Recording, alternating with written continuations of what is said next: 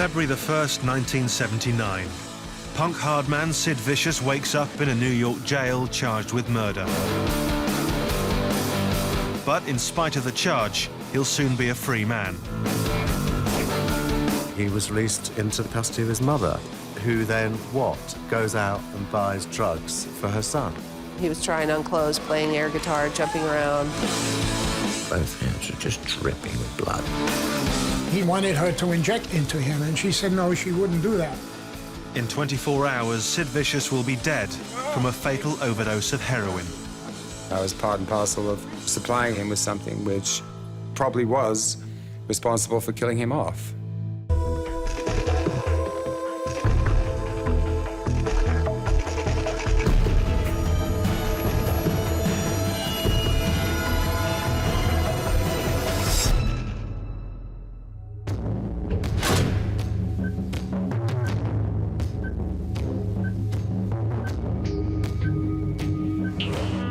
February the 1st, 1979.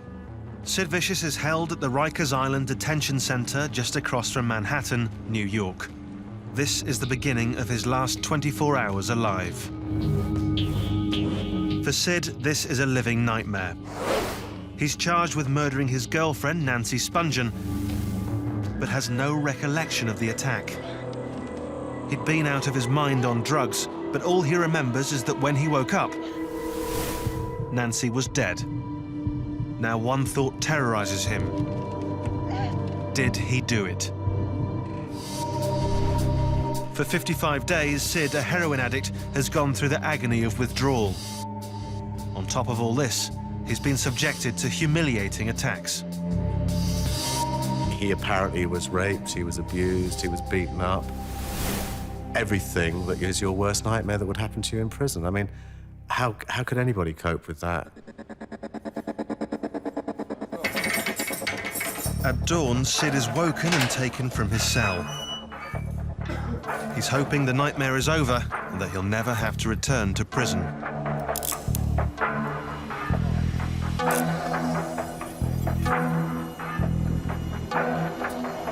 His lawyers believe they can beat the murder charge, and later today they'll make their case to get him out on bail. Sid's hearing is scheduled for noon. I was dealing with a 21-year-old kid, transplanted from the UK to the United States in a big problem. As Sid leaves Rikers Island behind him, the clock is ticking on his final day. Step back 3 years to London, 1976. It's the summer that Britain found punk. It was a fashion thing, it was a music thing, and I just think everybody just locked onto the same vibe at the same time. I think that's what it was all about, that's what punk was, and I don't really think... OK, we had a dwarf, there was Helen, yes, there was a lot of gay guys there, yes, there were a few sort of like lesbians, yes, there was some hookers. It was this whole mix, but that was London at the time. I mean, this is what was going on.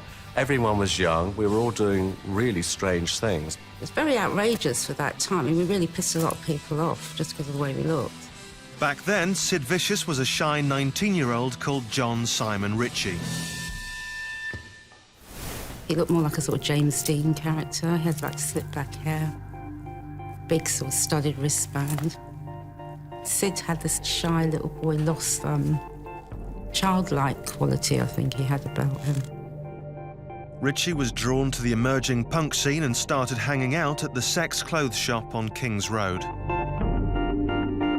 It was a place where something magical might happen if you hung around long enough.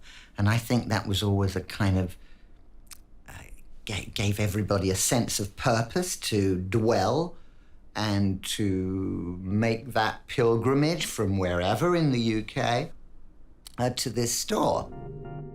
John Ritchie was one of the many punks who made that pilgrimage. I always liked him, I have to say, and there was something warm about him. He was just very genuinely just a nice person. I mean, so, yeah, he stuck around. I mean, I think he was probably stealing the clothes as much as anybody else was. John Ritchie was close to Punk's inner circle. One of his best mates was John Lydon, the lead singer of the notorious band the Sex Pistols. He pushed himself into the scene, you know, so that when the papers started to write about the Pistols and the whole punk thing, you know, he was one of the first things that were mentioned. He went hand in hand with the sort of growth of punk and particularly Pistols. He didn't quite know what he wanted to do, Sid, but you just knew he was waiting to sort of like fit in somewhere. When the group did set out to play in a number of pubs around London, this tall, somewhat stalwart creature did show up, and we nicknamed him. Lydon was given the name Johnny Rotten after his bad teeth, while Ritchie was given the name Sid Vicious, not because of any violent tendencies, but after Lydon's pet hamster, Vicious. It was all a bit of a joke. Yeah, he was around, you'd see him, and I just thought he was a bit of a burp, to be honest. Sid was complete marshmallow, really, you know. He's like, we were like playing with children and playing games. And he loved all of that, and like, and he was a big softie. Now the shy and slightly goofy John Simon Ritchie had a new name, Sid Vicious. He'd spend the rest of his life trying to live up to it.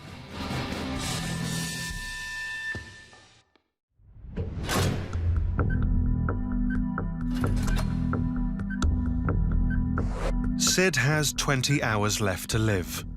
He's escorted from Rikers Island to the New York Criminal Court. He's been accused of murdering his girlfriend, Nancy Spungen, but his lawyers are certain they can get him out on bail. They argue that Sid is innocent and that Nancy was probably killed by a drug dealer who wanted to steal her money. There were a number of other people who lived in the area, in the hotel, and who were supplying drugs to these people, who had opportunities and access to these people. And it was not unlikely that someone could have come in and attempted to assault them. We were very optimistic that the prosecution would not be in a position to prove beyond a reasonable doubt that he was responsible. Sid was gonna get off, we all hoped.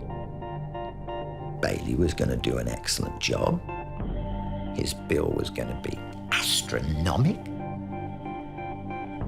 And Sid was gonna play Las Vegas and pay for it. That was it. But first, Sid's lawyers have to get him out of jail. They persuade the judge to release him, but only if someone can stump up £30,000 in bail money. I had the money. It wasn't a question. I was not going to use it. I used it immediately.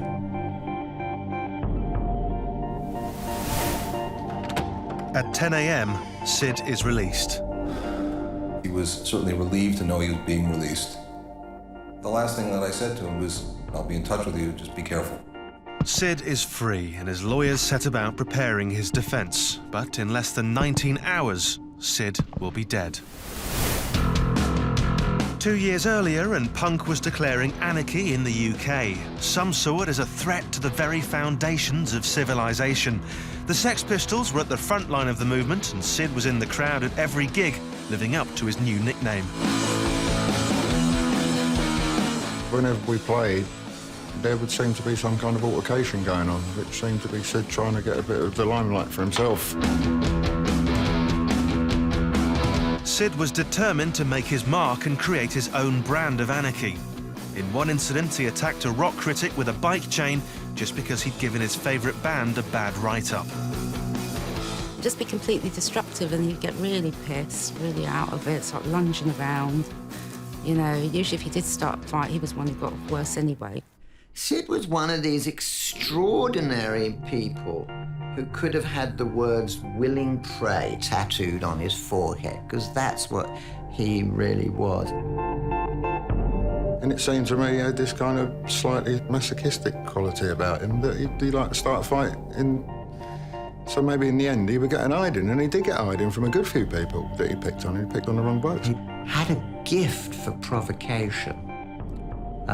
He did invent that strange kind of dance that became known as the pogo. Sid's violent outbursts got him noticed and eventually won him his dream job. When bass player Glenn Matlock left the band, McLaren chose Sid as his replacement. Sid was the most perfect choice to move into that part. I mean, as much as he really couldn't play anything. But hey, listen, didn't matter, did it? It was all about the image. Becoming a Sex Pistol, I mean, it's probably a dream come true in a way. You know, from being their #1 fan, he was now in the band. There was no question you couldn't take your eyes off him. He shone so much more brightly than anyone else. When he ever boarded the stage, the audience would always squeeze themselves all over to the left side, because all they wanted to do was be as close as possible to Sid. And Sid would spend sometimes half the show constantly talking to them. Within months of joining the band, Sid had become the main attraction, turning his stage act into a bloody sideshow. And just remember at one point him sitting on the bar and he was just covered in blood. I think he'd just broken the bottle and he just started slashing himself. I used to sort of like put cigarettes on my arm and watch them burn down, and I used to slash that open. You know, I used to rip Coke cans in half to get the jagged edge so you could get a real nice cut and stuff. And I'd never seen Sid doing any of that until he'd seen me doing it. Charles Wells is a juvenile psychologist who studied Sid's life. People in the audience would look at him horrified. What kind of person would do this? And their response feeds his sense of self as being different, as being special. He's focused his energies and his efforts on creating an identity, one which doesn't seem to be true to who he perhaps really was. He's trapped by this, because in the end, it's what people want to see. They don't want to see who you really are. The quiet, shy John Simon Ritchie had transformed himself into the ultimate punk icon, Sid Vicious.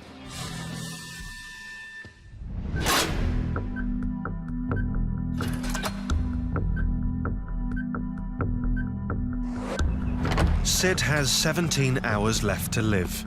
He's out on bail expecting a hero's welcome. But McLaren, who's organised Sid's release, isn't there to meet him. He's in London, being sued by John Lydon for control of the Sex Pistols. I regret not having been there, but, you know, I had a bloody huge court case mounting on my head at the same time. And you couldn't be in both places at once. It was really hard. In fact, as Sid walks free, he's met by just his mum, Anne, and an old friend, Peter Kodik.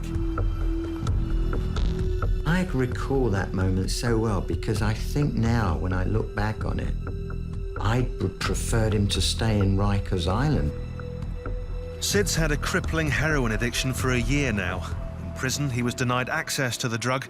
Now, he's only got one thing on his mind. Walking down the street is like, I think, you know, he kept saying, you know, did you get it? Did you get it, Mom? Did you get it? Yeah. Yes, Sid, you know? Okay. Walk, faster, faster. Sid is anxious to get to his mother's hotel, a few blocks from the courthouse. Just before his release, his mum told the papers that what Sid was looking forward to the most was a giant ice cream. But in a bizarre act of motherly love, she's bought her son what he really wants: heroin. It's only an hour since Sid was released on bail with a murder charge hanging over his head. In 16 hours, he'll kill himself. Or that's how the story goes. But according to one eyewitness, Sid didn't kill himself. He was killed by someone else.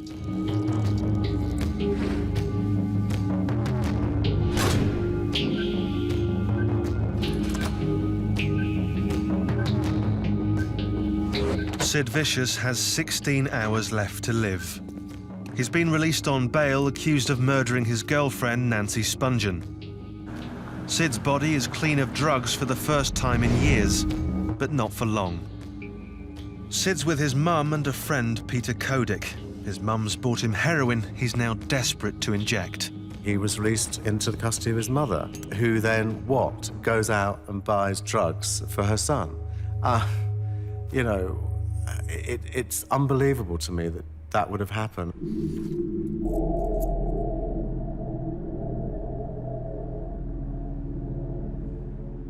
Because of heroin as being an addictive substance, in some ways it keeps Sid in the relationship with his mother and perhaps prevents him from truly separating and achieving independence.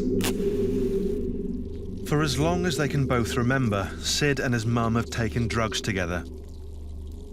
Soon those drugs will kill her only son. Sid Vicious was born in South London on May the 27th, 1957. His father left home when he was 2 years old. In his absence, Sid forged a strong bond with his mother. She was more of a friend than a parent, and she came to dominate Sid's life.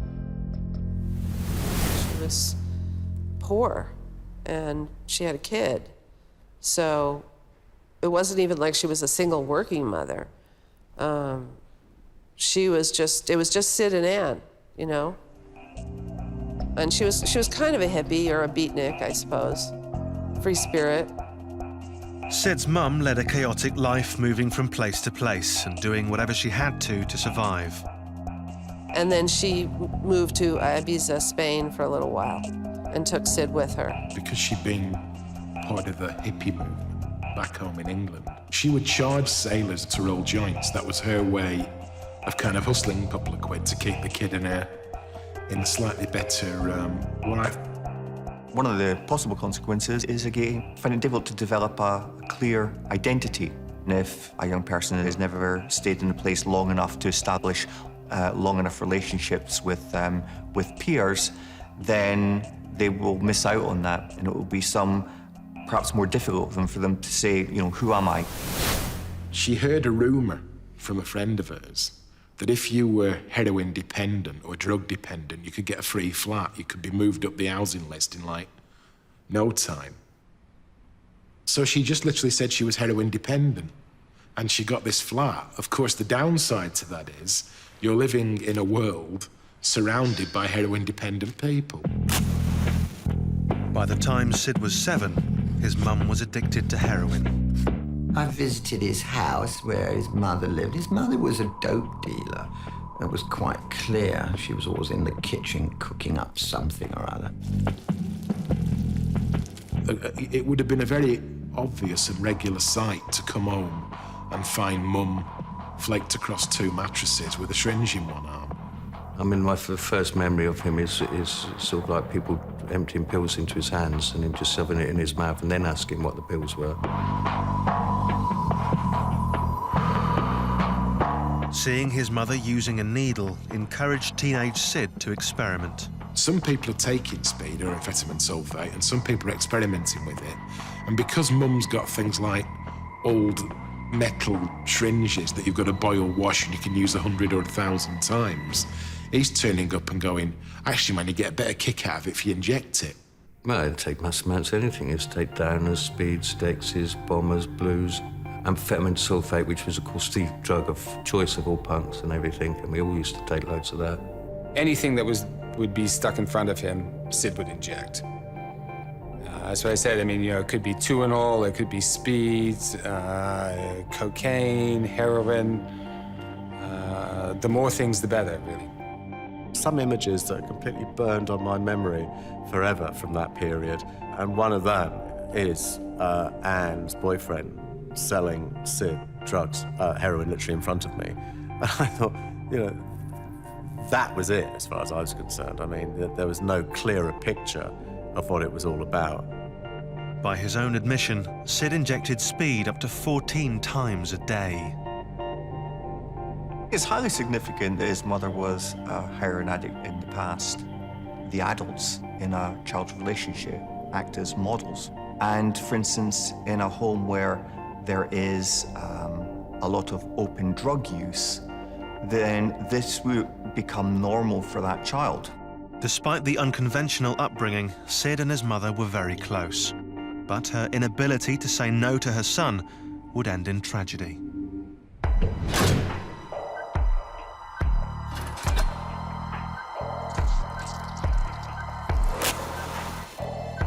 Sid has 13 hours left to live. He arrives at his mother's hotel, eager to take the heroin she bought for him.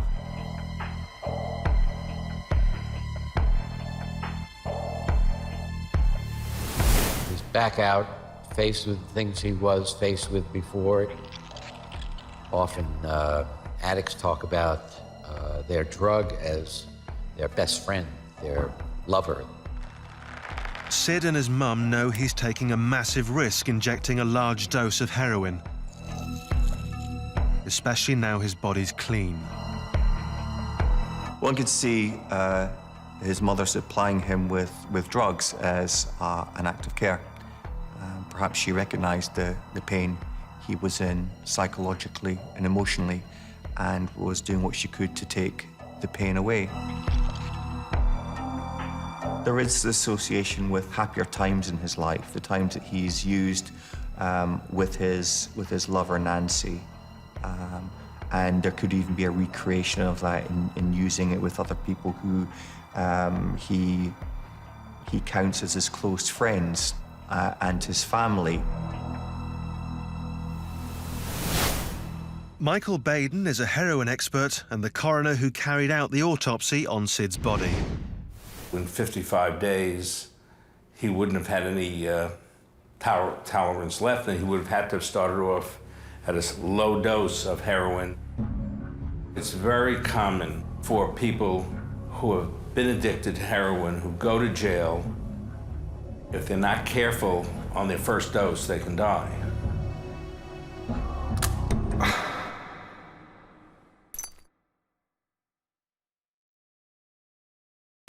What had been sold to her was absolute rubbish.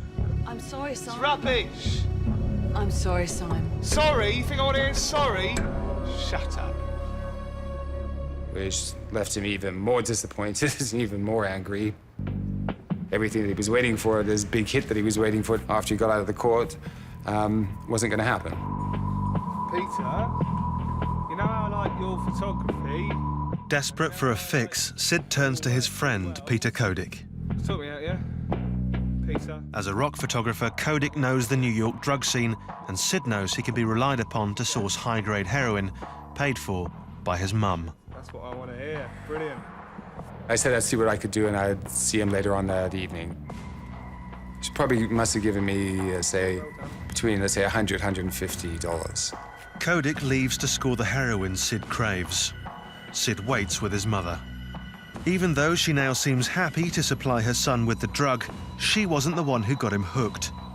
For that, Sid can thank the other woman in his life, Nancy.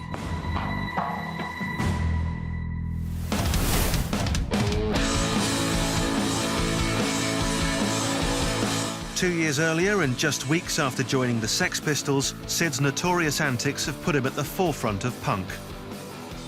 One night, he ended up crashed out on the floor with his mate Johnny Rotten and an American groupie called Nancy Spungen. She rolled over to John and tried to fuck him. And I think he wasn't cooperative. And so she rolled the other way, and Sid was. And I think that was it, really. Sid lost his virginity to Nancy. As a second choice, I have to say.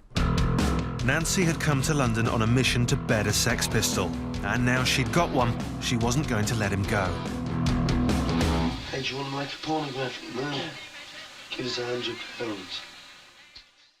Sid was very immature, he was very insecure, and she was ideal for him, you know, because he was one saying that you're the star, and which, you know, when you're insecure is what you need. Sid was like really shining out, and John was being like nothing. You know, he just wasn't giving it anymore. Once more, Sid had put his trust in a habitual drug user. Nancy had been a heroin addict from the age of 14. I think she just had one thing on her mind all the time. It was like where her next fix was coming from, more than anything else. Sid had been injecting speed with his mum for years. Within days of meeting Nancy, he took heroin for the first time. Nancy's influence was twofold. One was that she told him he was great, and second, she told him that he's even better when you take smack.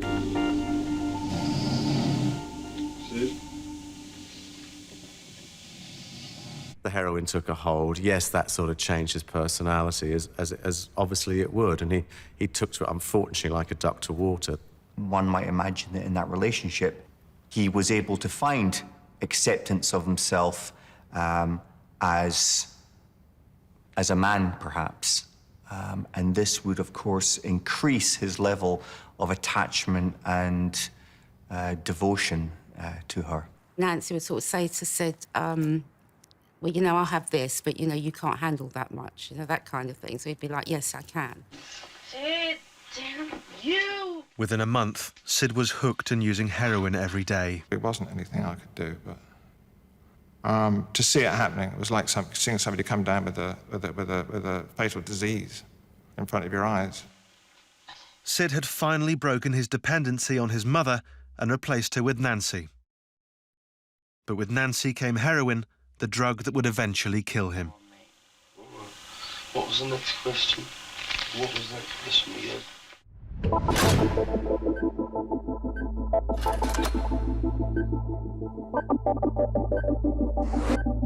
It's early evening.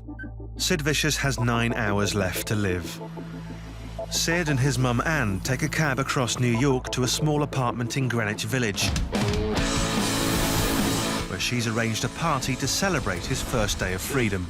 So what was it like in there, man? Rikers, how was it? The apartment is owned by Michelle Robinson, a 22-year-old actress. Sid started sleeping with Michelle shortly after Nancy's death. She was one of the last people to spend time with Sid before he was detained at Rikers Island. I'll tell you what, you'd be popular in Also at the party is Eileen Polk, a New York punk who's a friend of Sid's mum. What are you gonna do next, then? We were all in the bedroom when the party started out.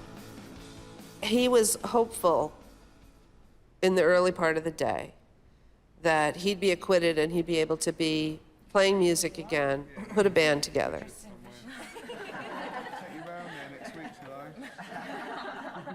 With Sid and Ann, it wasn't like mother and son. It was like they were partners in whatever crime, the hell they were creating, whatever it was. She was his friend more than his mother. She cared about him a lot and took care of him when she could, like a mother. But she was considered one of the gang.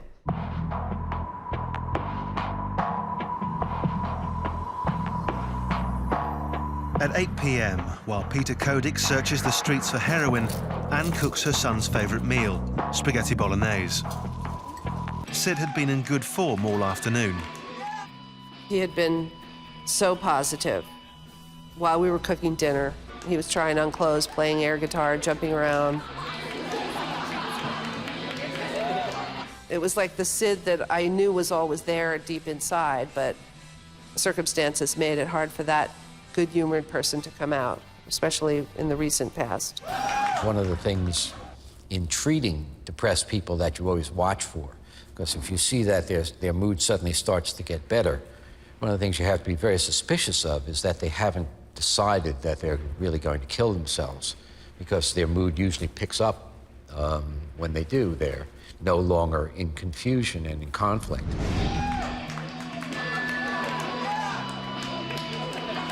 But around midnight, Peter Kodik and a friend arrive at the party.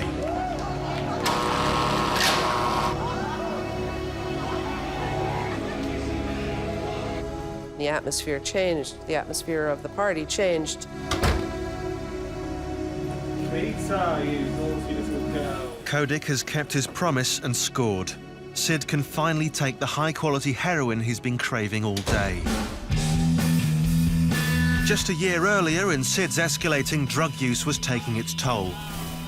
Sex Pistols were beginning to fall apart, and everyone blamed Nancy.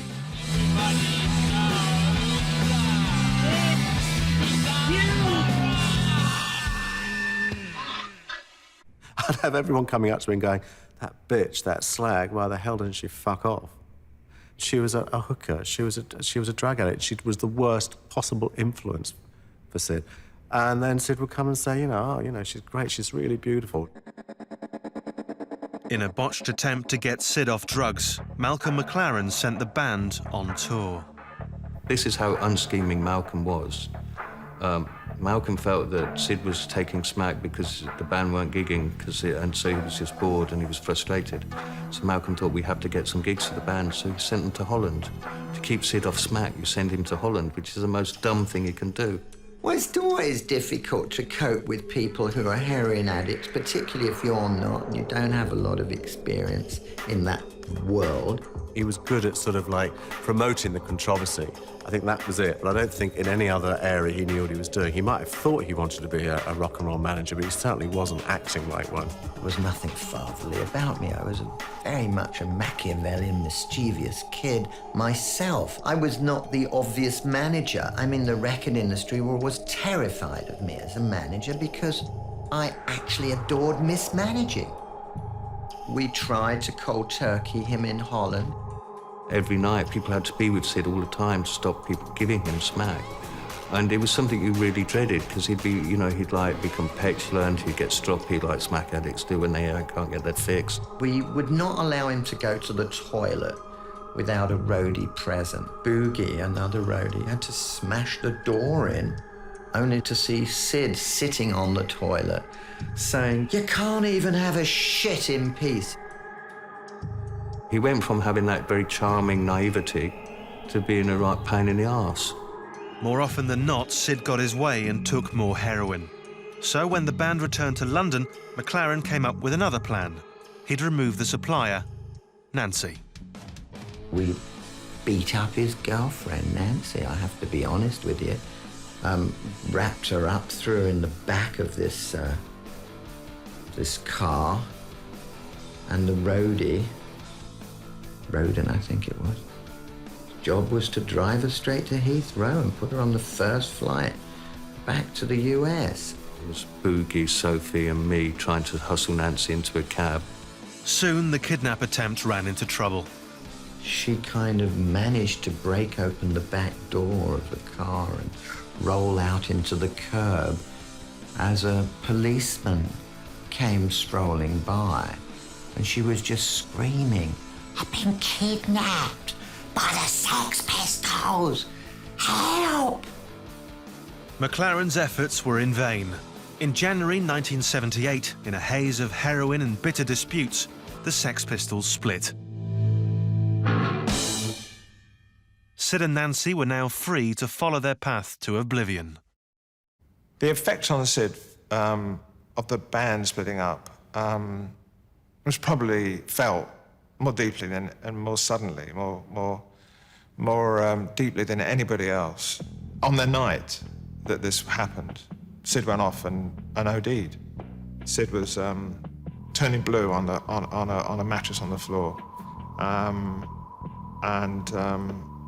I picked him up. I started walking him around the room, and he started to come back.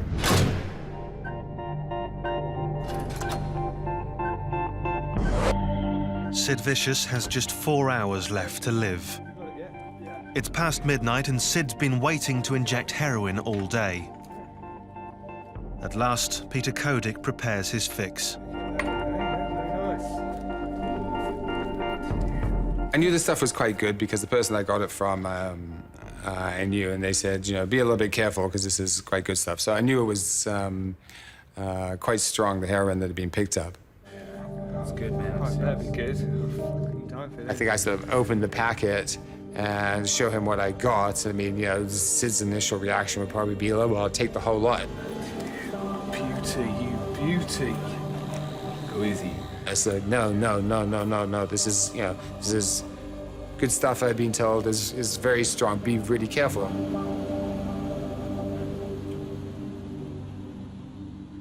So, of course, you know, you tell anybody that, but they still do probably too much. One can keep on taking drugs in order to get rid of the pain, to get rid of the memory. And this itself can lead to death, but that may not be the conscious intention of the individual.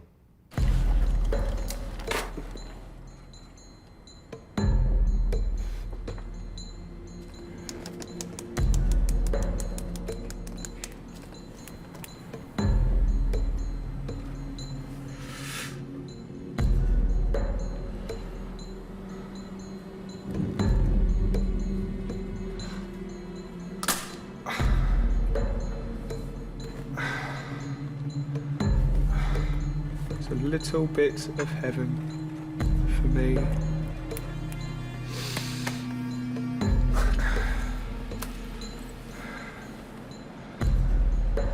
Yeah. He was fine for, 10, 15 minutes, then I think, he got up, he threw up.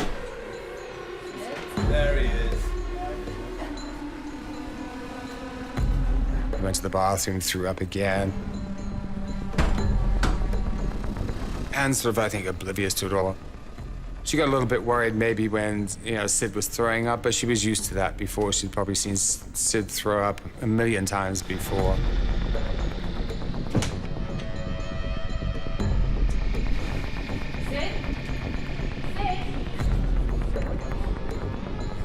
Oh my God. Make some tea. Oh my God, no. Jacques, make some tea, please.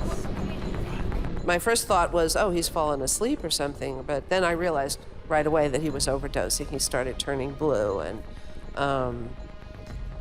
it was pretty scary.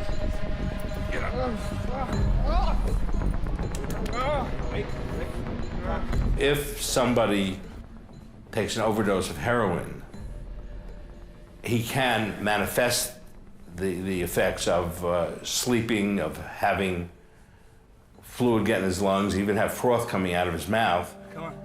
The heroin acts to depress the brain function. They can't breathe right. Sid, come on. Come on, buddy. Sid, what's my name? What's my name? Talk to me, come on. It was like, oh my God, he's, taking too much. Sid, come on. Come on, buddy. Oh, breathe. Oh. The basic thing was to keep him up, moving around, and not let him lapse in or fall asleep, or to keep him going, pump some liquids into him. Come on. Sid, pull his head up, pull his head up. I had a conversation with Anne in the living room where I said, look, we're about 3 blocks from St. Vincent's Hospital. Do you think we should do anything, bring him to the hospital? And she said, no, absolutely not. The press will find out, they'll make another circus out of it, and he'll go back to Rikers Island. Anne's insane gamble with her son's life pays off, and finally Kodik manages to bring Sid round. He's fine, just stand up. He came out of it. And the first thing he said when he came out of it was, I'm sorry I scared you all. Sid recovers quickly, but the party is over. The overdose made me very nervous, and it wasn't what we had planned. We did not want to have a heroin party. I talked to Howie and Jerry only, and we said, let's get out of here.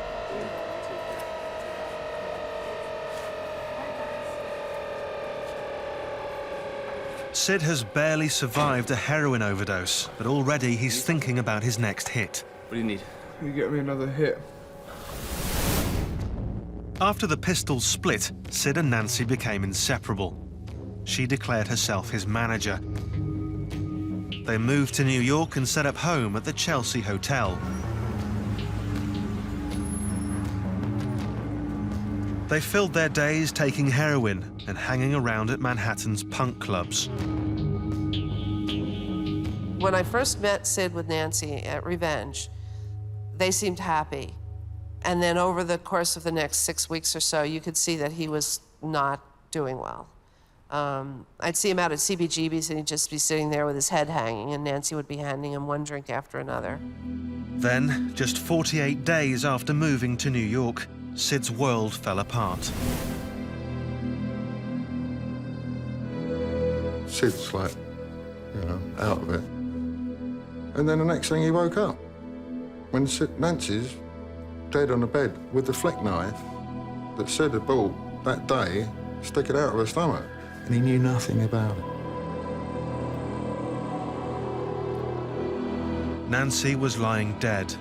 The murder weapon, Sid's 5-inch flick knife. But Sid couldn't remember a thing. They'd been on a drug binge with random hangers-on, taking 2-in-all, a barbiturate, methadone, quaaludes, and heroin. He may very well have been completely obliterated. He may even been unconscious at different points based on the amount of drugs he ingested. Not just heroin, there was 2-in-all and other things that had been used and abused. Sid claimed to have no idea whether he killed Nancy or not. From that moment, Sid spiraled into depression. Not knowing whether he murdered his girlfriend would haunt him for the rest of his short life.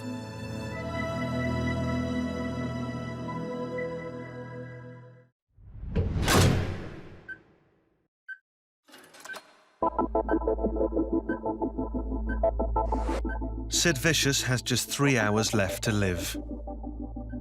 He's been charged with the murder of his girlfriend, Nancy Spungen, but claims he was so out of it, he doesn't know whether he killed her or not. It's the early hours of the morning in Michelle Robinson's apartment. What do you need? Sid has just survived an accidental heroin overdose, but now he wants to take more. You get me another hit? No. You've had enough for now, buddy. I told him that was it. There wasn't any more left, you know, because he kept, oh, where's the rest of it? Where's the rest of it? I want to do more. Sid, you've had too much, blah, blah, blah. You know, be careful. So he obviously knew I had some more, so I had to give him a little bit more. The second amount that I gave him wasn't that much. Within 2 hours of his near-fatal overdose, Sid injects more heroin. There was no frame. There were no goalposts. He never saw a red light. He only saw green. Danger wasn't something that he'd ever consider. And he never ever thought that his life was important. This time, Sid takes a small amount. As the drug takes hold, he begins to talk. It's the last conversation Kodik will have with Sid. You know, we spent like the last 2 hours, you know, talking about, you know, what he's going to do. You know, he was due to go up to record this album, which is going to finance all the lawyer's fees, etc. We talked a little bit about Nancy and stuff like that. Yeah, he was fine. After checking on Sid, Kodik makes plans to leave the apartment. What heroin there was left, I gave to his mother, and I said, look, as far as Sid knows, there's no heroin left, okay? It's all gone. Give him this in the morning. She's like, fine, fine, yes. You promised, Beverly, you promised you won't do this. Yes, yes, I promise. Kodik gives the leftover heroin to Sid's mum and leaves. All I know is when I left the house at about 2 o'clock, he was fine. Kodik is one of the last people to see Sid alive. His heroin intake is now being rationed, and he's making plans for the future. There's nothing to suggest that in less than 2 hours, he'll be dead. 4 days after being arrested for Nancy's murder, Sid was released on bail for the first time. In the days after Nancy's death, Sid was racked with guilt over what he might have done and sliding into a deep depression. His mother, Anne, and the Sex Pistols manager, Malcolm McLaren, became so concerned they asked forensic psychiatrist Dr. Steve Teach to assess Sid's state of mind. It seemed he had a much longer depression going on from his childhood about kind of being treated second class by a society. He seemed to have no sense of purpose. The Sex Pistols had broken up and Nancy's death was overwhelming him. I mean, his coping strategy had been heroin. The Sid Vicious tough guy persona was being tested to the limit.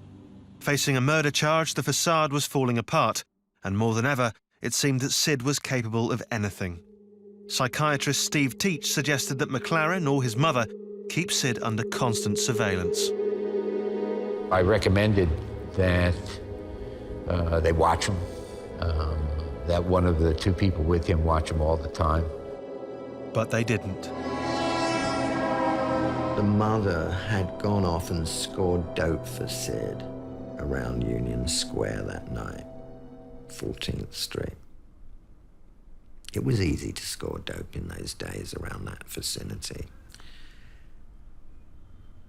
And Sid had taken a light bulb from the toilet and had gashed his hands, you know? And his hands were sort of reaching out like this as we came through the door, and they were dripping. Both hands were just dripping with blood. I got another call that he had cut himself when I come back over to the hotel.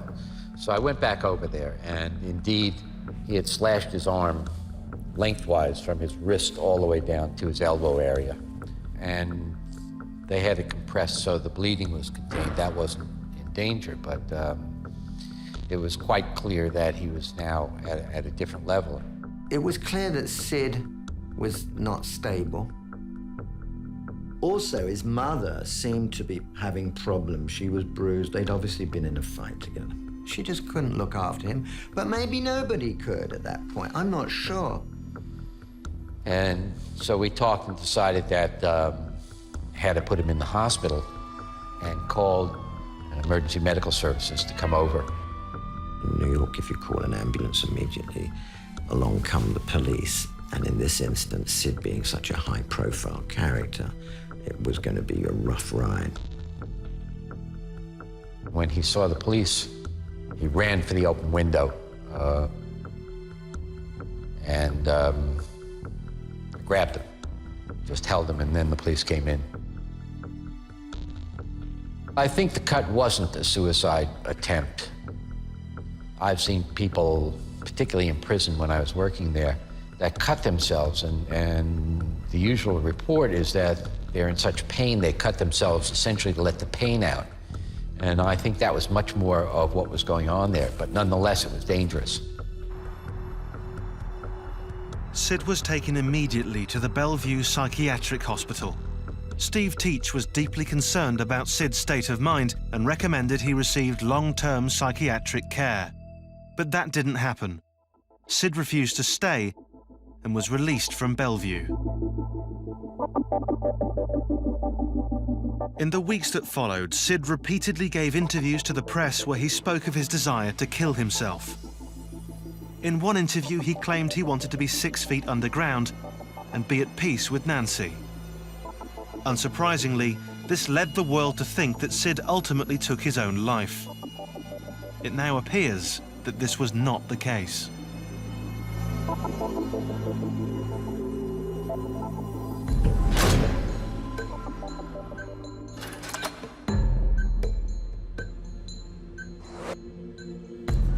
Sid Vicious now has just minutes left to live.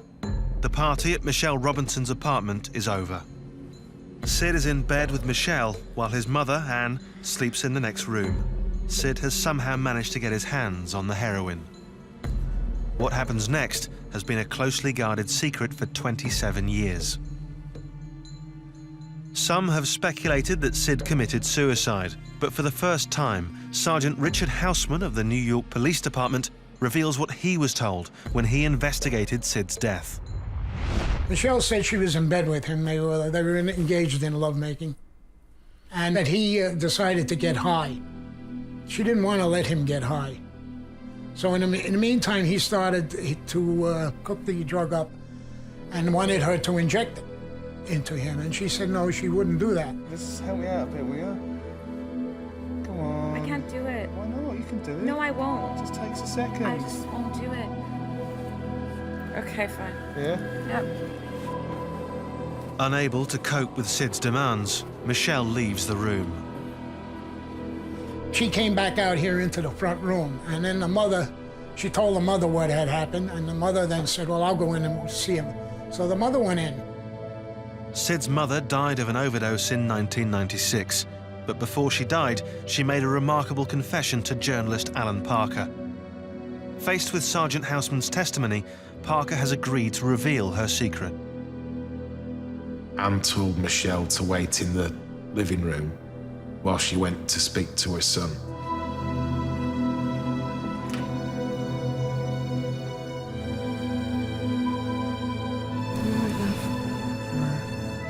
Because he'd OD'd, he was in a very sweaty, shaky, horrible state, and he couldn't reapply the tourniquet, fill a syringe, or inject himself again. So she did.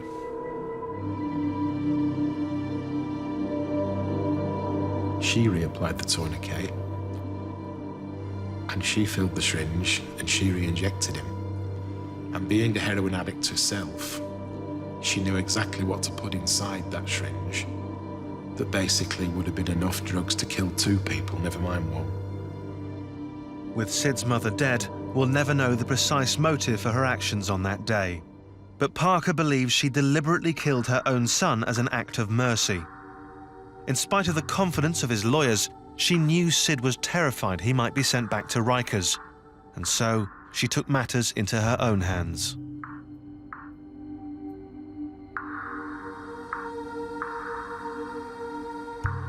And I only believe she did what she did because there was still that tingling thing at the back of her mind and at the back of his mind that he might not get off, and he might end up being in prison for 20-odd years. Michelle Robinson was outside the room, so there were no witnesses to Anne's actions, and the authorities were unable to prosecute.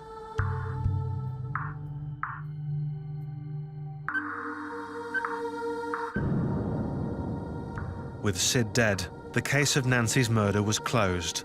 For the New York police, Sid was the only suspect.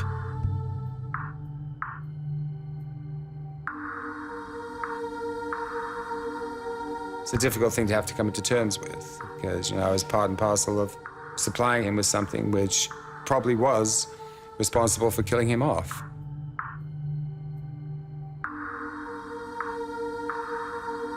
If I regret anything, I regret not having been there.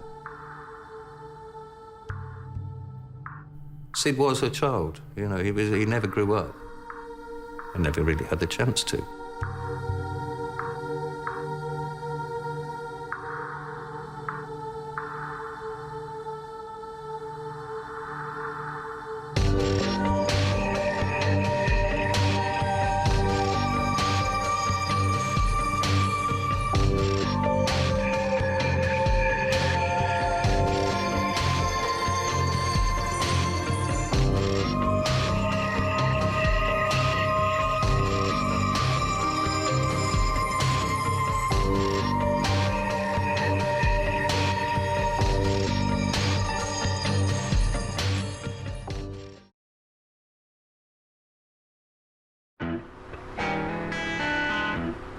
March the 4th, 1982. John Belushi is one of the most famous faces in America. Hollywood royalty.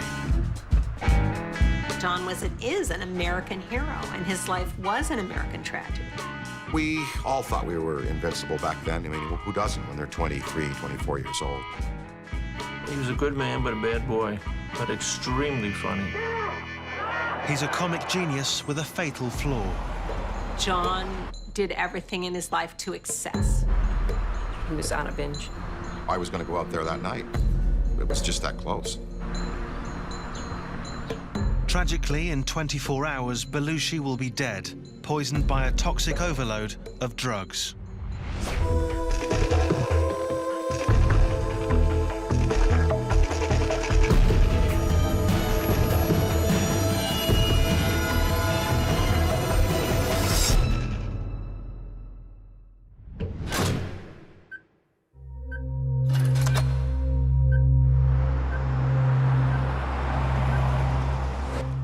Los Angeles, March the 4th, 1982. It's midday, and John Belushi glides down Sunset Boulevard on his way to a power meeting. It will be his last. This is the beginning of his final 24 hours alive. Belushi has been using cocaine since he arrived in LA 4 days ago. His meeting is with the two men who, more than anyone, have been responsible for making him a star. Michael Eisner, the president of Paramount Pictures, and Belushi's manager, Bernie Brillstein. The purpose of the meeting was to decide what movie John was going to do for his commitment to Paramount. It was like George Clooney. They were coming to talk George or John into this movie. At the meeting, there's just one item on the agenda, Belushi's next movie. Eisner wants him to star in The Joy of Sex, a farcical takeoff on a popular sex manual. He's convinced it'll be a surefire moneymaker.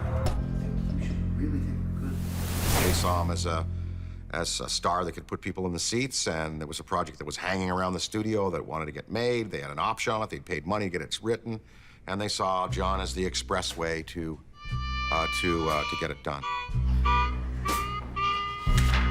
Belushi resists. His instincts tell him that The Joy of Sex will be a career-damaging disaster and a personal embarrassment. I don't need nothing, baby. He was saying, you have to read it, you're not going to believe it. And, you know, and he said they want me to wear a diaper in this movie. That's how it's going to open, like I'm a baby in a diaper. I promise you it's going to be great. During the meeting, Belushi receives a call from his friend and fellow actor Dan Aykroyd. Aykroyd gives him some advice. Hey, Dan. Oh, don't do that piece of shit. Are you kidding me? Come on. Get away, get away. Get out, get away. Come home. It's the spring. Things will happen over the summer or the fall. We'll figure something out. I was writing Ghostbusters right then, which he would have been in. And I said, don't worry, John. We're going to cover it. We're going to do great stuff, you know. Don't be pressured to do this. Come home. Sounds good. Yeah, bye. Bye. Belushi flatly refuses to do the movie. It was very nice. No one yelling, it was no crazy thing. And it was finally decided that it was a stalemate. You know, no one was going to do anything. But Belushi has a hidden agenda. He's battling an addiction that's getting the better of him.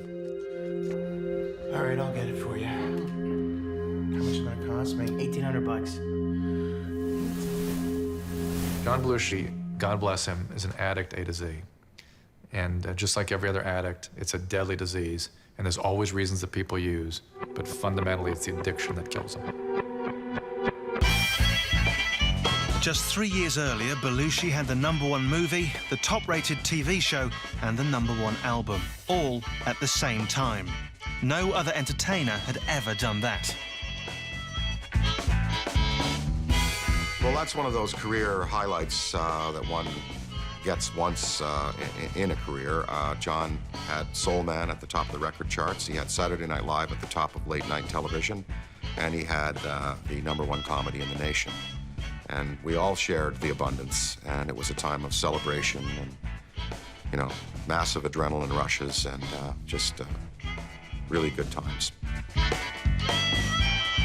It was a heck of a ride. It was a good ride, most of the time.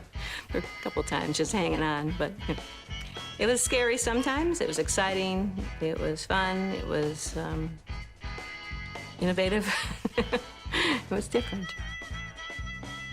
Life with John was very fast. It always was fast. He always was on a fast track. He had a lot to do. He was very busy. John, it was a person who seemed on a mission in general in life. Like a little tornado. He just went through life and brought people along, and I think that most people enjoyed their time, but he did have more energy than most people. Belushi was a comic genius. He was unpredictable, outrageous, a master of slapstick. Like Keaton or Chaplin, any of those people, and I would definitely compare him to those people as a comedian. He had a great ability to physicalize. So he could make you laugh by raising his eyebrow. He wanted to do more, to branch out into more serious roles. But the studios only wanted the Belushi they knew from his earlier movies. They'd love to have me do Animal House goes to camp, Animal House joins the Army, Animal House rides a space shuttle, you know, but it's not the way I work. You know?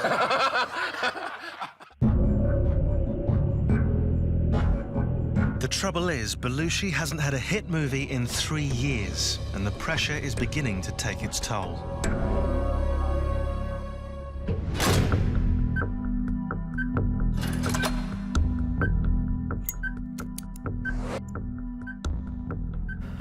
John Belushi has turned down the sex comedy the studio have lined up for him. Next, he changes the agenda. He's borrowed money from his manager before and now tells him he wants cash to buy a guitar. Come on, Bernie.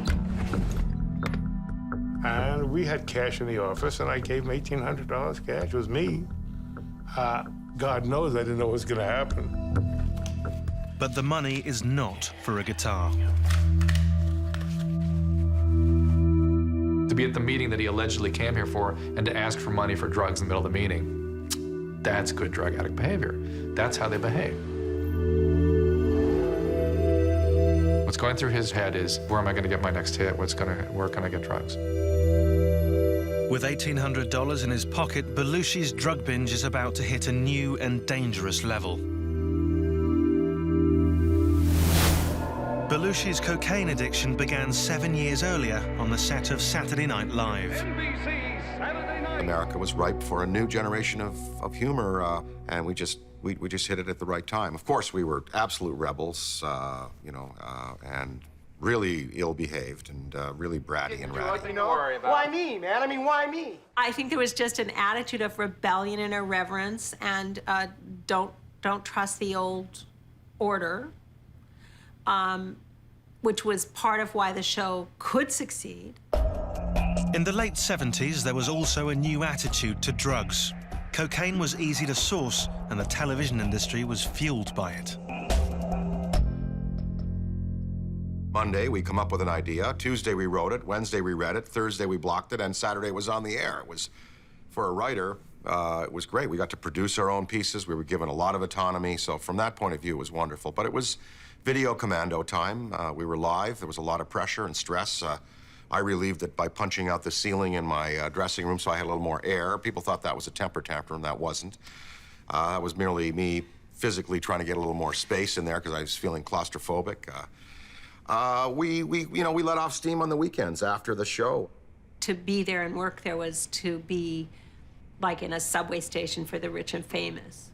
To be at a party where, there'd be Keith Richards and William Burroughs and Baryshnikov and Andy Warhol, plus the cast, plus people from Hollywood, all in the same place.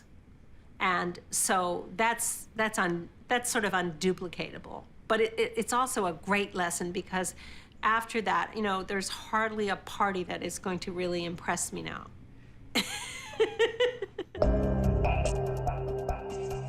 The cast once had to do 4 shows in a row without a break. By the last week, almost everyone was using cocaine to keep going. It's 3 in the morning and you have to think of 3 more jokes before 5 a.m. and you're falling asleep and someone puts out a line of cocaine. You have to be extremely strong-willed not to do it, simply because you need to stay awake. Not because you're going to be funnier. For Belushi and many on the show, coke was seen as just a harmless stimulant, virtually risk-free. Business.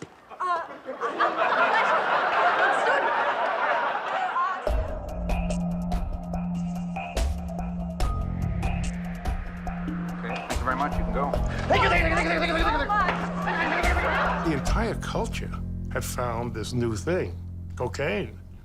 And it's easy. If I take a sniff, you'll get fun. You're not putting a needle in your arm. It's very clean.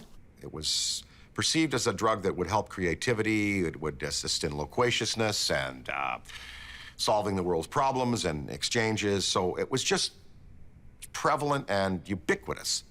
And I think to John, it was something that kept him up at night. It stimulated his thinking. But Belushi seemed to be using more than anyone else.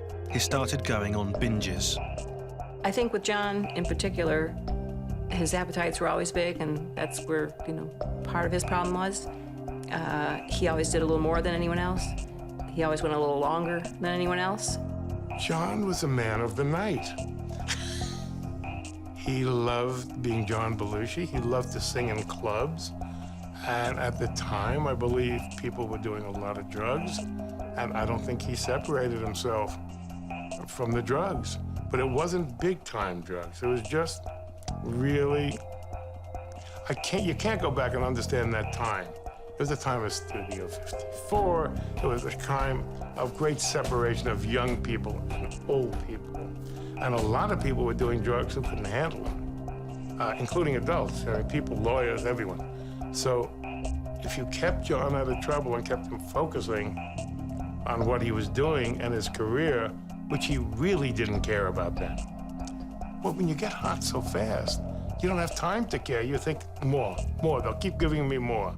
John had an insatiable appetite for everything, for life, for all of the tastes and pleasures and sensations, from, motorcycle speed to, a good, to 3 pieces of cherry pie. And he seemed like a bull. People thought he could do anything. And at that period of history, people didn't acknowledge the potential risk. There was a lot of sort of whatever sort of feeling about drugs and alcohol. They had no distinction between abuse and addiction. Addiction, you can't stop, even when you want desperately to stop. It's a biological process. It's different for different people, and once you cross that line or throw that switch, you're there. It's really a question of pharmacology and biology than any real psychological issue. The speed with which you get there sometimes has to do with what's going on emotionally with you, because you're looking for solutions, trying to feel better, can't regulate, can't trust. But once you're there, you're there. Everyone thought it was the hippest thing in the world. And no one thought they'd die from it. No one. Without realizing it, over the 3 years he worked on the show, Belushi developed the addiction to cocaine that he would struggle with for the rest of his life.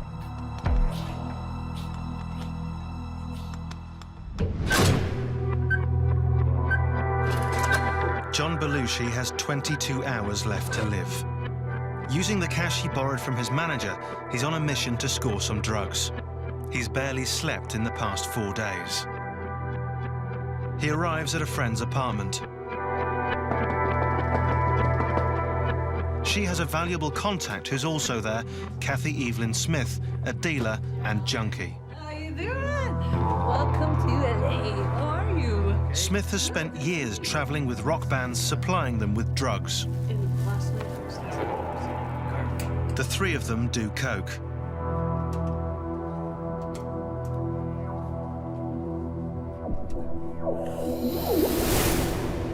Belushi's wife Judy is at their home in New York. She knows he left for LA on a mission to get high and tried to stop him. He was on a binge, and I wanted to, knew if he went back, it wasn't going to end. He had a mindset and just plowed right ahead. Made the choice. Belushi's friend Dan Aykroyd is also in New York, at his office just a couple of blocks from Judy. The thing is, with John, he didn't even have to buy it. People loved him so much, they wanted to hang out with him and socialize with him. So they would buy it for him and give it to him. Like, he would show up at a party and they'd automatically hear, have fun.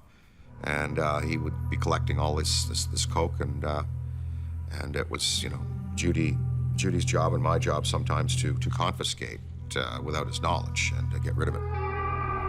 With his wife and best friend on the other side of the country, Belushi is far away from those who care about him. He now takes some of the cash he got from Brillstein and gives it to Smith, sending her off to get more drugs. This time, it's not for cocaine. Belushi wants heroin. He's losing control, sliding deeper into his drug-fueled binge, and there's no one around to tell him to stop.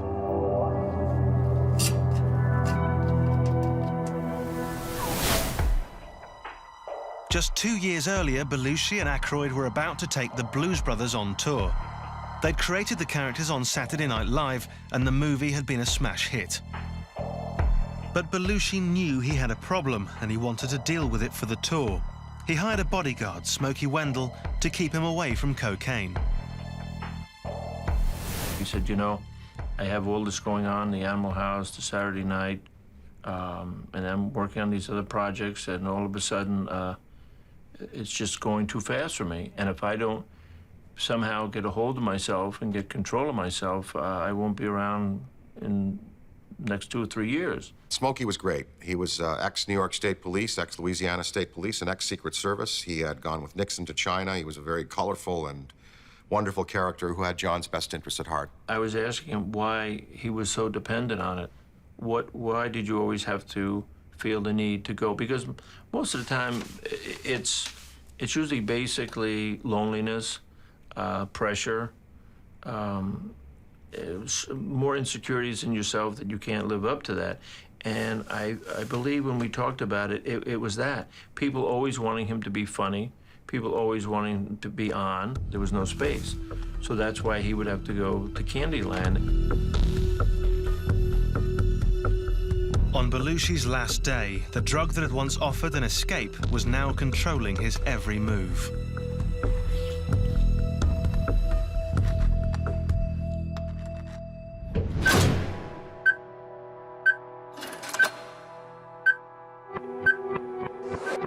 It's late afternoon and John Belushi has less than 19 hours left to live. After doing cocaine with Kathy Smith, he asks her to score heroin. Belushi then returns to his apartment at the Chateau Marmont in Hollywood.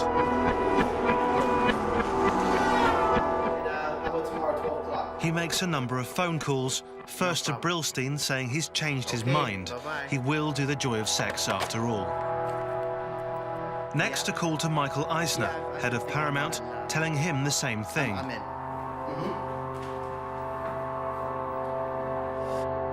Belushi now phones Eisner's senior vice president, Jeff Katzenberg, and arranges to meet on Friday. Tomorrow afternoon.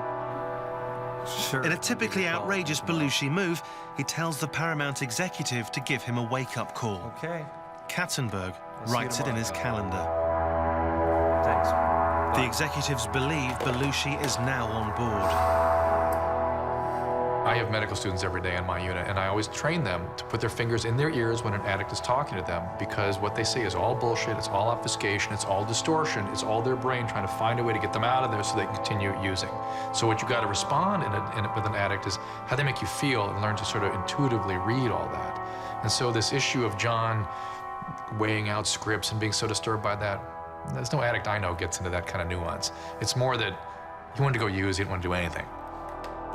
True to form, the next call Belushi makes is to Kathy Smith to find out if she's scored the heroin.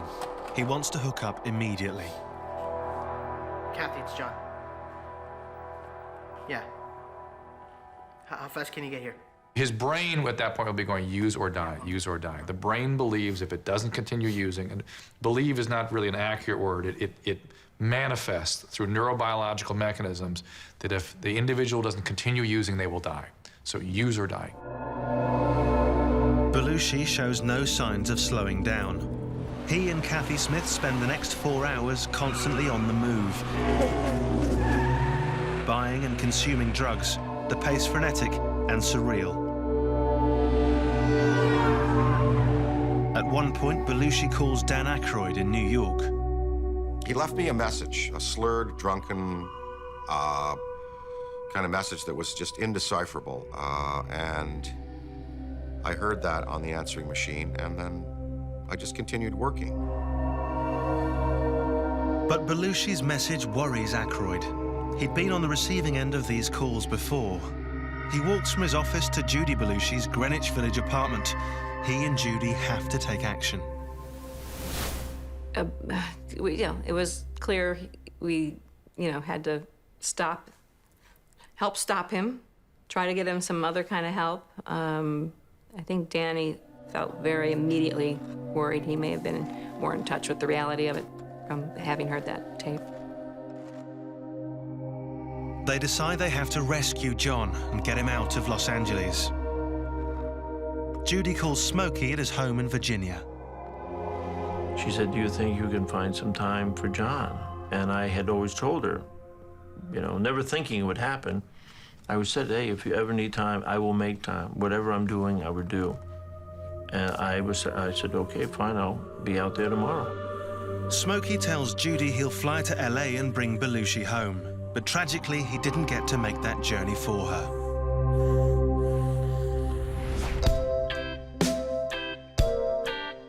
Judy and John were childhood sweethearts. They met at high school. She was 15, he was 17.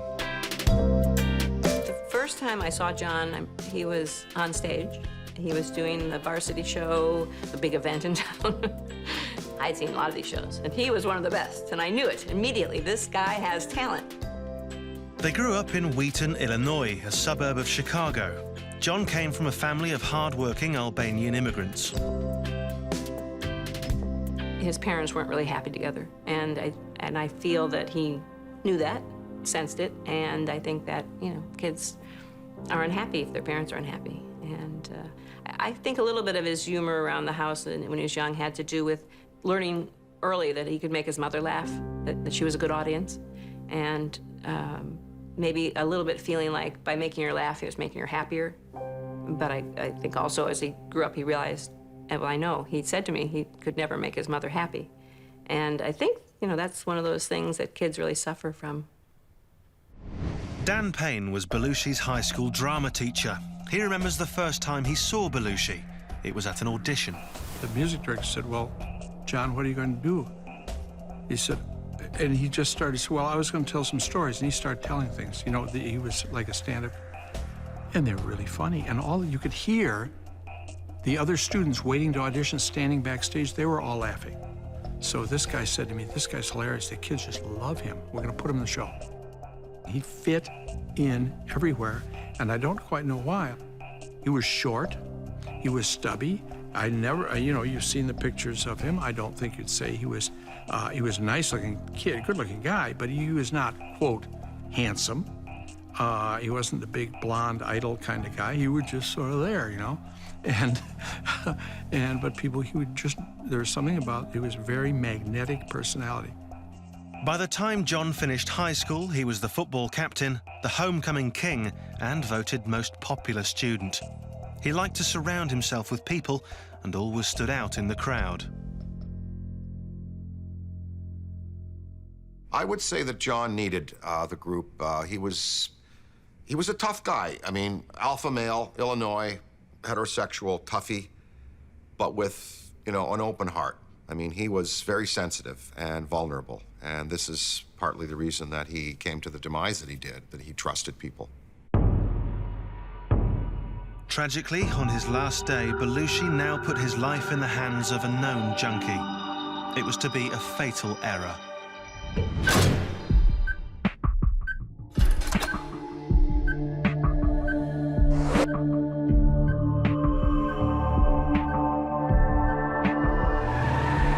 It's now early evening, and Belushi has less than 14 hours left to live.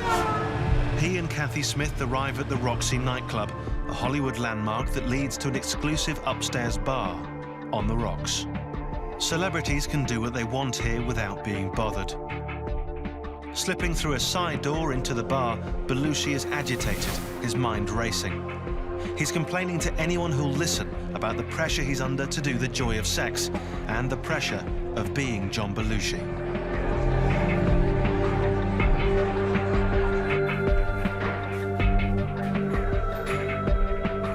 Belushi and Smith go to the bathroom. A potent cocktail is being prepared, a mixture of cocaine and heroin that produces an immediate euphoric rush. It's called a speedball.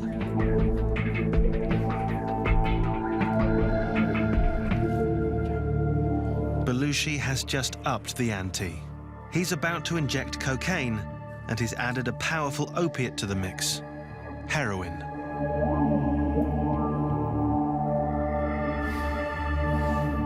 It's an extremely powerful delivery of large doses of the drug right to the brain. And what you see in humans when they're delivering the cocaine by this mechanism, they begin behaving like laboratory animals. Laboratory animals, when you give them free access to cocaine, will use straight for a couple weeks and die. That's just about what humans do. They will either run out of money or they will die. And a binge on cocaine, as I've said, is where the first hit feels great, the next however many, each one feels subsequently worse until you develop a psychosis.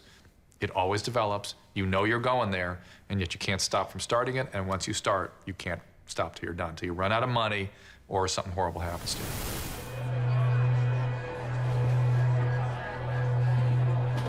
Belushi and Smith spend 5 hours at On the Rocks, making more than one trip to the bathroom. Belushi seems unable to stop. By the way, if John Belushi stayed in Wheaton, Illinois, where he was born, he would have been the same guy. Same way. You can't blame someone for someone's drug problem. It's the person who thinks he can handle it, then all of a sudden he can't. And when you're doing drugs, what do you want of drugs? You don't want a career. John was really good at creating characters, but he hadn't gone through the maturity, which there's no age for it. But I think maybe it was a little, it was late. He was 33 when he died.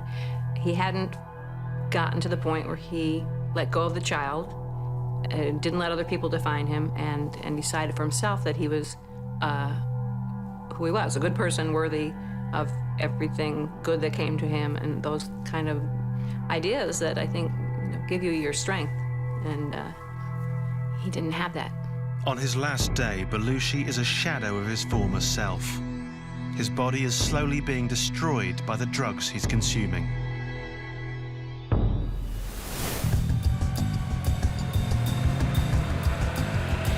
It was all very different when Belushi was in his 20s. After college, he moved to Chicago with Judy. It was here he got his start at the training ground for America's top comedians, the famous Second City Theater. He knew that night. He said that night, "This is what I want to do. I'm gonna get up here one day." In 1971, he did. He went straight to the main stage without having to train with one of the touring companies.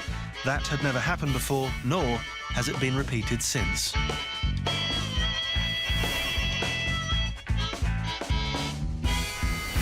Oh, it was incredible. He walked on stage, he didn't have to open his mouth. One knew that he had enormous presence, and then he turned out to be a good actor. Belushi was a high-octane performer. He pushed at the boundaries for the rest of the cast.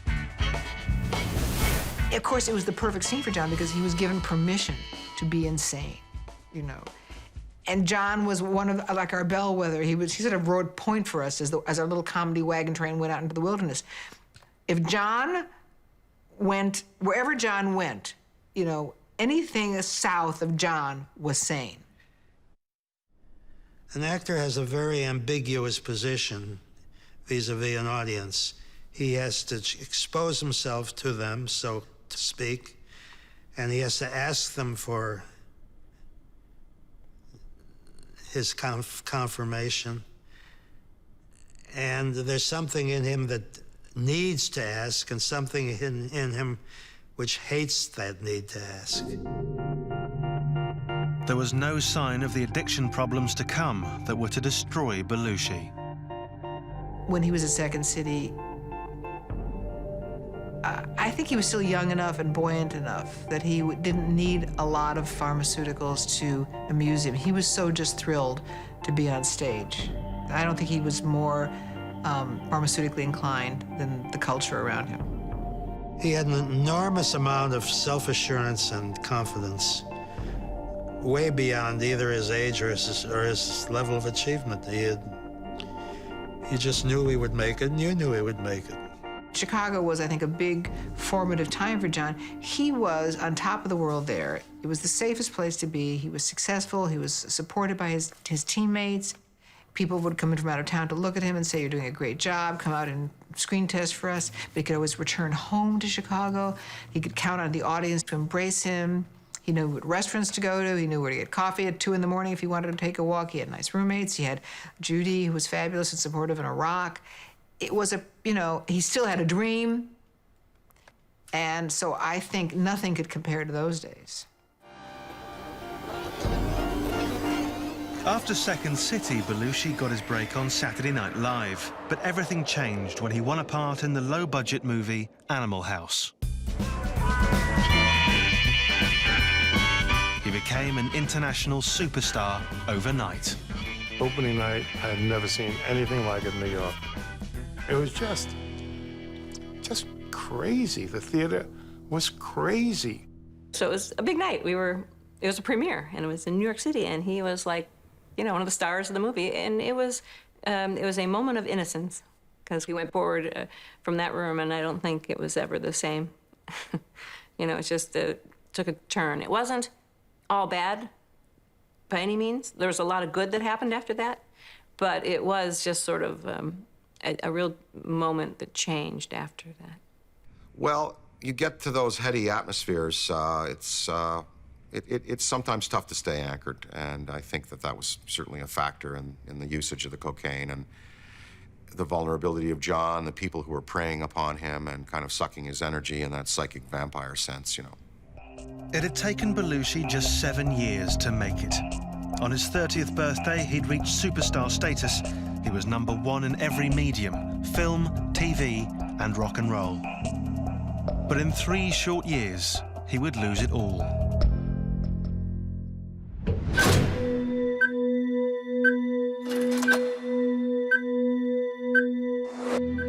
It's close to midnight, and Belushi is still reeling from the combination of cocaine and heroin he's been injecting into his bloodstream. After 5 hours at the bar, Belushi and Smith leave. Belushi tells Smith to stop the car. He opens the door and throws up. Now they're heading back to the Chateau Marmont, Belushi's final destination. At bungalow number 3, Belushi rushes to the bathroom and is sick again.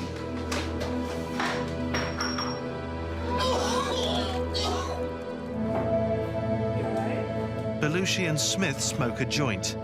He picks up his guitar, strums a few chords, and passes out. A few seconds later, he abruptly comes to.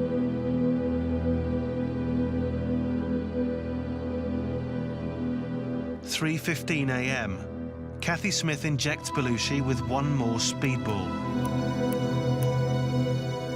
It will be his last.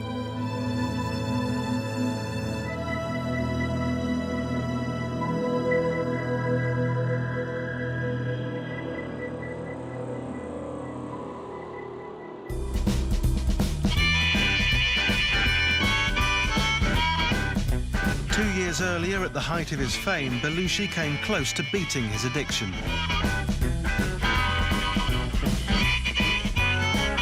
Before taking the Blues Brothers on tour, he hired bodyguard Smokey Wendell.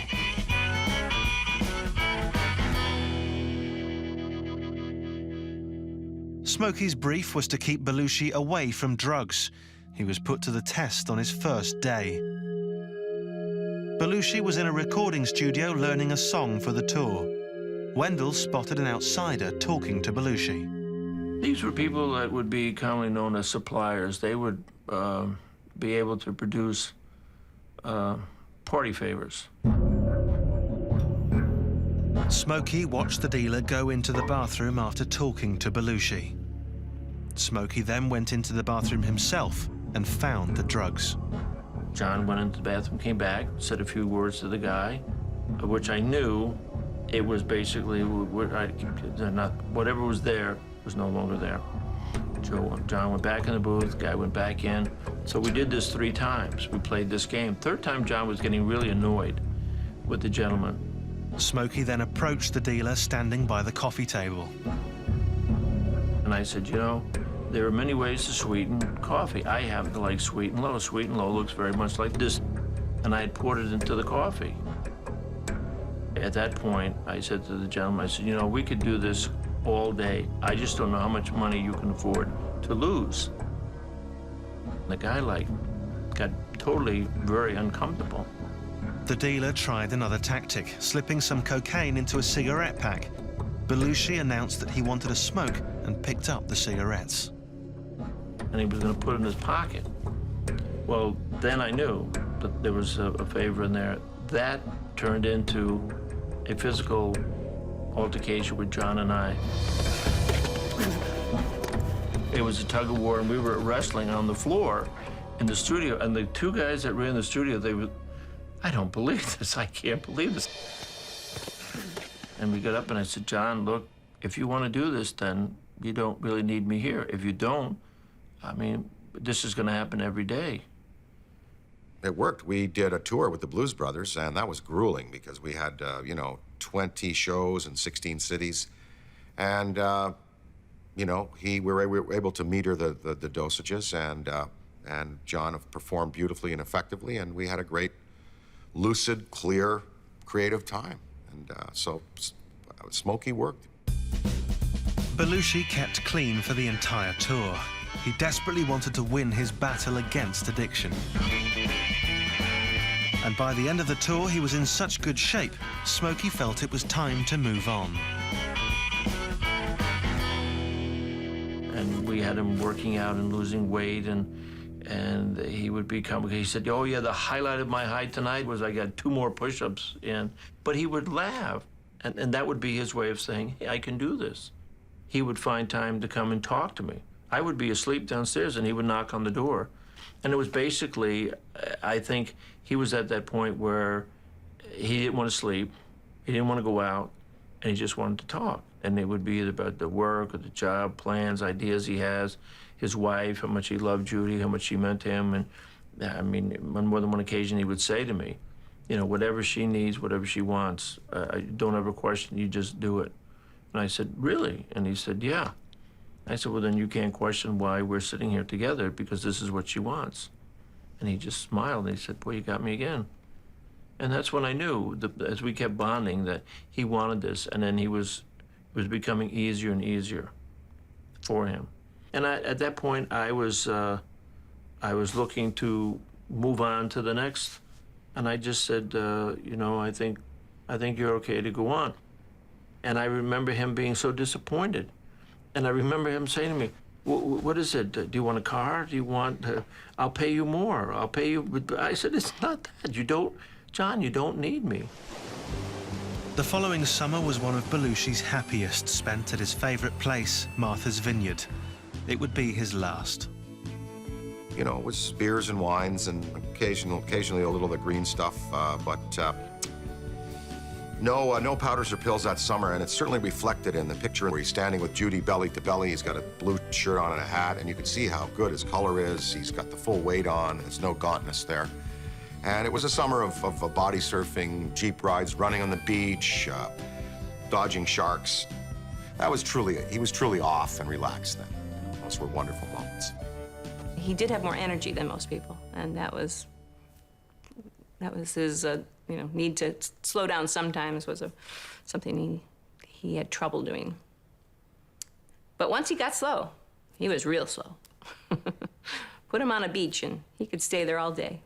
Just keep bringing some food, water. He'd be fine.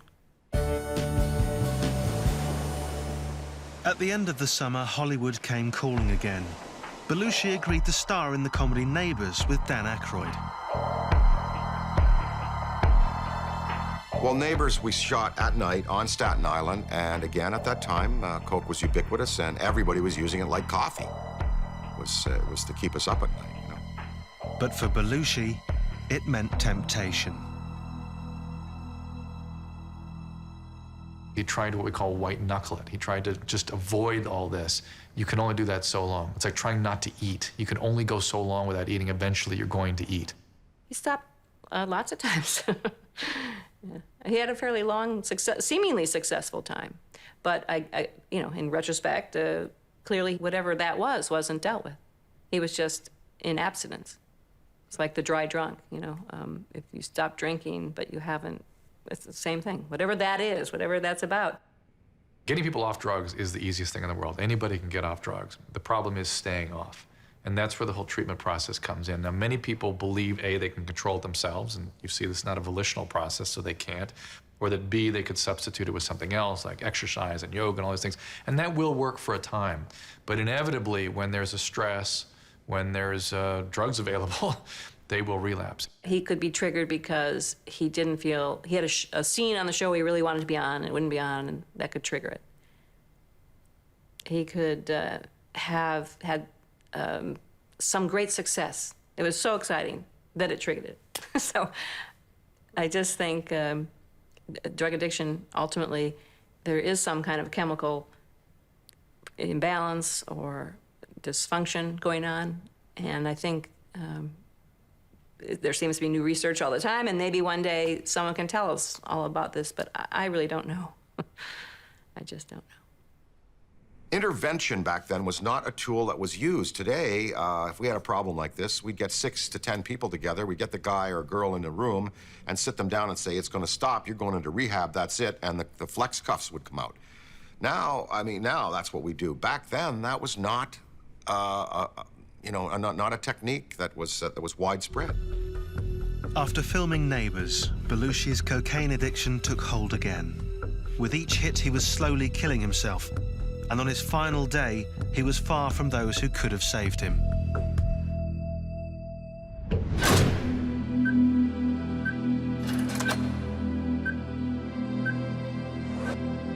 It's just before dawn.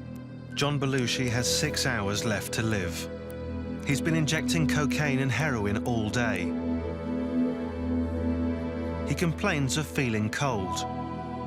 Kathy Smith puts him to bed and turns up the heat. Belushi lapses into sleep or unconsciousness. He's dying of his disease at this point. This is not an overdose. This is toxic, chronic toxic effects on the body, overwhelming him finally. Smith writes a letter and orders toast and coffee from room service. At 10:15 a.m., she makes one last check on Belushi.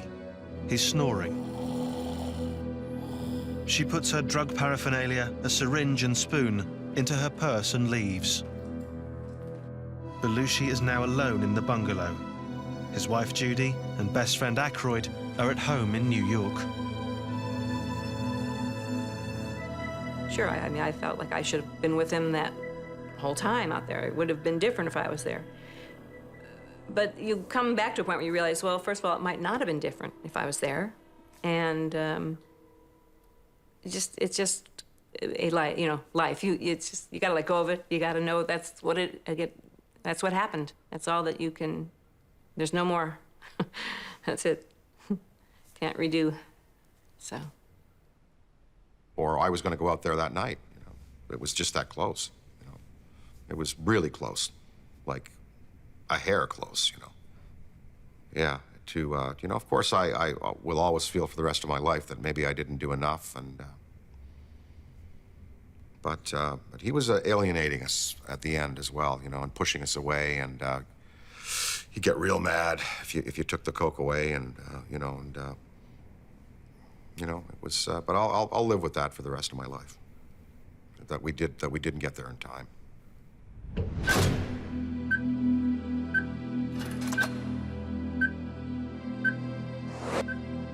Belushi has been lying unconscious in his hotel bed for hours. Then at 12 p.m., Bill Wallace, Belushi's assistant, arrives at the bungalow with a typewriter Belushi wanted for script writing.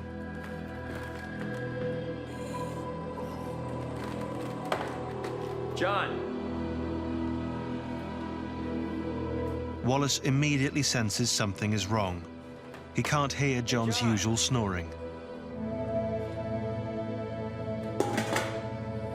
John, come on.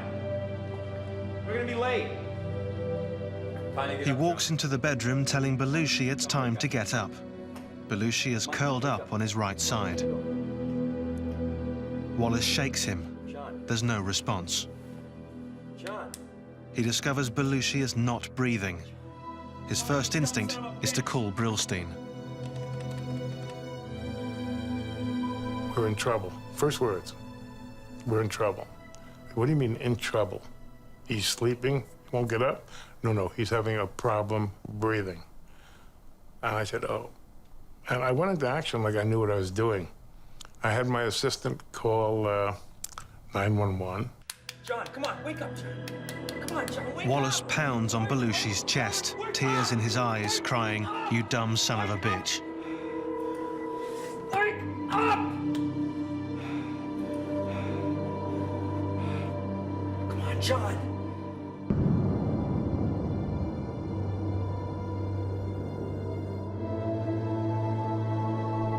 I went to the Cedars-Sinai to wait at the emergency entrance so no one would know John was coming over. At the Chateau Marmont, paramedics place Belushi on the floor. Not knowing he's already dead, they suspect a heart attack.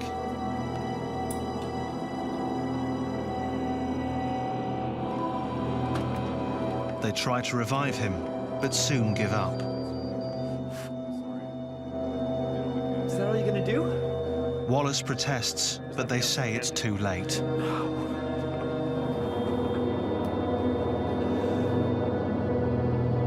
John Belushi died on the morning of the 5th of March, 1982. At the Cedars-Sinai Hospital, Brillstein waits and waits. The ambulance is not coming. And finally, one of my assistants called and said, Bernie, you can come home, John is dead. And what do you do when you're alone in a phone booth? No one had a cell phone then. and one of your best friends died. You can't believe it. I, of course, felt responsible. You know? I know everyone says this wasn't your fault, he would have gotten the money someplace else, but I gave him the 1,800 bucks. You know? Do I wish I hadn't? Sure. It was his money. You know? He had made it for me, I gave it to him.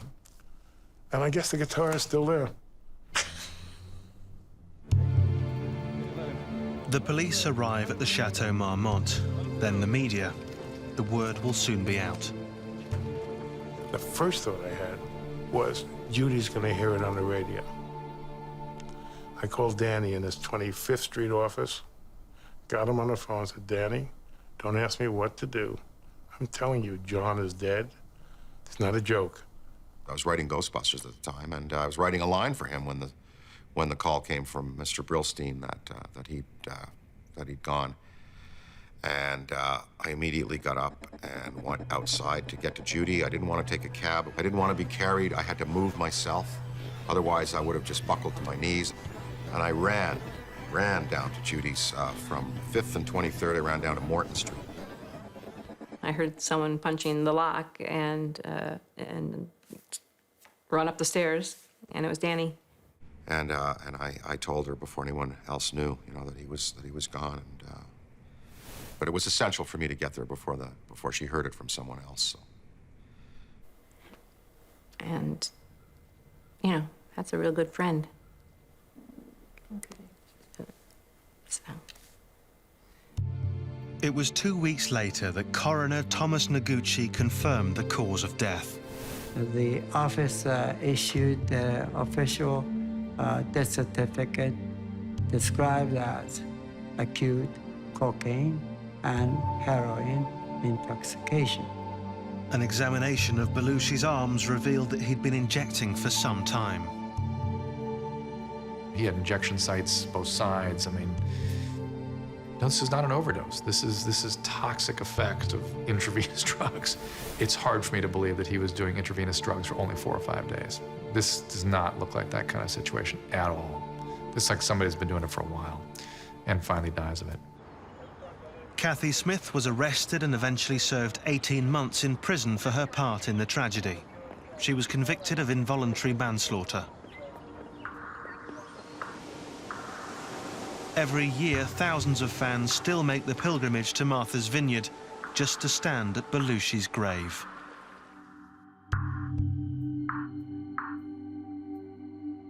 So somehow he's just touched people in that way, and I think when you actually have people feeling that you've made a difference in their life, then they don't forget you.